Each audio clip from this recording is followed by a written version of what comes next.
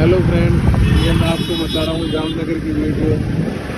एक मैंने पहली बार ऐसा शहर देखा है जहाँ पे बिना हेलमेट के लोग चलते हैं। यहाँ पे हेलमेट का कोई रूल नहीं है, आप जो भी देखोगे सब बिना हेलमेट के ही जा रहे हैं। और यहाँ पे चौराहे पे आपको पुलिस तो भी नहीं मिलेगा, कुछ अपना आप ही सही रूल फॉलो करने हैं। और यहाँ पे अगर कोई एक दो हेलमेट वाले दिख रहे हैं तो वो डिफेंस पर्सन ही होंगे और कोई नहीं। और यहाँ के लोगों की राइडिंग भी इतनी बेकार है, जब मन करता है वो अपना बिना इंडिकेशन लाइट के मुड़ जाते हैं, जैसे भी मुड़ जाते हैं। और हेलो, कुछ कहना चाहोगे आप यहाँ के लोगों? मैं कहना चाहूँगा कि जब भी यहाँ पर गाड़ी बाइक को चलाए तो अपनी सेफ्टी खुद के पास है, क्योंकि यहाँ वो इंडिकेटर नहीं देते लोग।